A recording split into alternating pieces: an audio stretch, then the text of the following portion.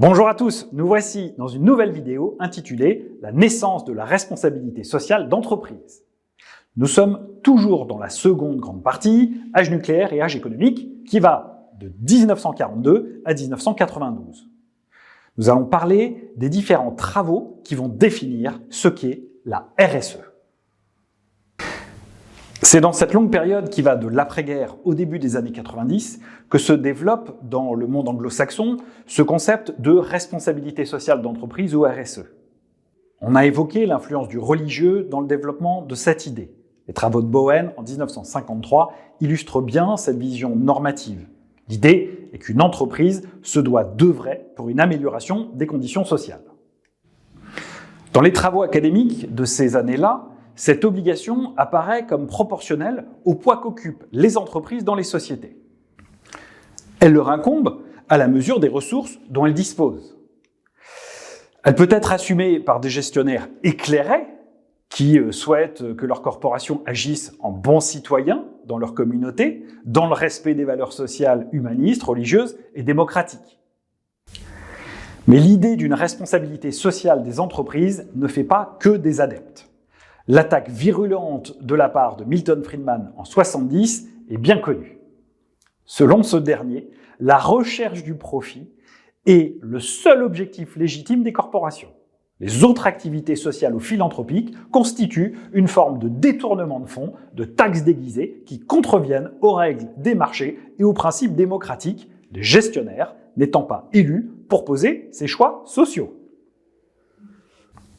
C'est pour sortir de ce débat moral que des chercheurs proposent dans les années 70 d'orienter la recherche vers des pratiques de gestion. À la question de la responsabilité sociale, ils vont opposer la notion de réponse sociale. Pour les tenants de cette perspective, les pressions sociales existent. Dans un souci de bonne gestion, les entreprises doivent y répondre. L'entreprise joue un rôle réactif face à une société qui exprime ses vœux. Il faut dire que le contexte est propice. La guerre du Vietnam qui s'éternise et l'essor de l'industrie de l'armement suscitent des réactions de la part des opinions publiques. Des étudiants font pression sur leur université pour que celle-ci cesse tout investissement dans ces secteurs. Et des citoyens se déclarent soucieux de savoir en quoi leur épargne, notamment leur épargne retraite, est placée. À Boston, deux pasteurs méthodistes, Luther Tyson et Jacques Cobbett, vont s'associer à un gérant qui va les aider à lancer le Pax Fund, le 10 août 1971. Alors, on a déjà l'idée de travailler par exclusion. Le Pax Fund démarre avec 600 000 $ d'aujourd'hui et exclut de son portefeuille les entreprises qui participent aux dépenses de guerre, puis celles qui relèvent du secteur du tabac ou ayant eu des antécédents de nuisances environnementales. C'est à cette époque, qu'en plein démêlé avec l'activiste Ralph Nader, que General Motors fait entrer Léon Howard Sullivan à son conseil d'administration. En pleine mobilisation étudiante contre le régime de l'apartheid qui conduit plusieurs universités à retirer leurs fonds investis en Afrique du Sud, ce pasteur baptiste crée les principes de Sullivan.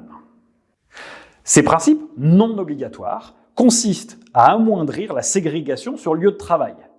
Plus de 300 entreprises américaines établies en Afrique du Sud vont appliquer ces règles de conduite.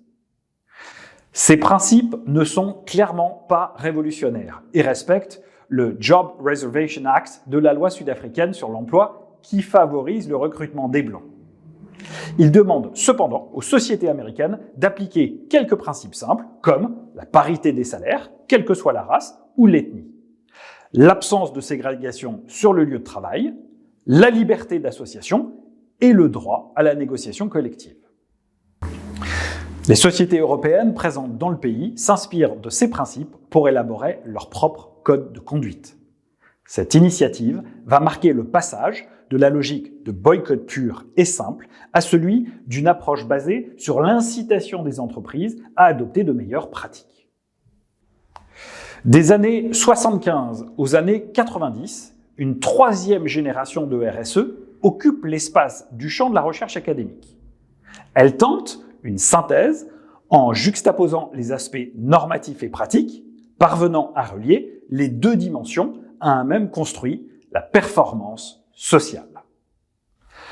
En 1979, Archie B. Carroll professeur de management au Terry College of Business University, en Georgie, généralement considéré aux États-Unis comme le père du sens actuel donné au concept de RSE, propose de distinguer, et donc de classer, les responsabilités sociales des entreprises en 4 grandes catégories d'attentes de la part de la société.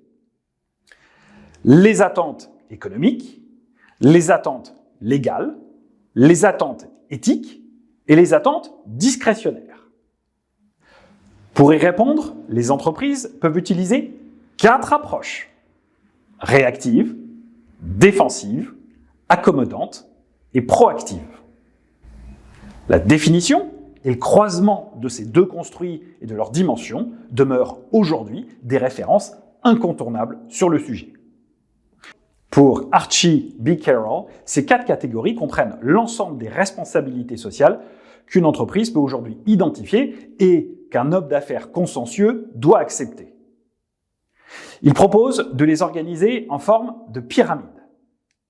Cette conception de la RSE sera reprise et critiquée par d'autres universitaires américains, sans toutefois la modifier fondamentalement. S'inscrivant dans ce sillon intégrateur, Donna J. Woods de l'université de l'Iowa franchit un autre pas en adoptant une perspective relativiste et en rapprochant le modèle de RSE avec celui des parties prenantes. Avec elle, le concept atteint un niveau assez élevé de sophistication. Les aspects normatifs et les aspects descriptifs sont réunis et le modèle est inscrit pour la première fois dans un univers pluriel peuplé de parties prenantes. Voilà pour la naissance de la RSE. La prochaine fois, on va attaquer un nouveau chapitre, le village planétaire. À bientôt!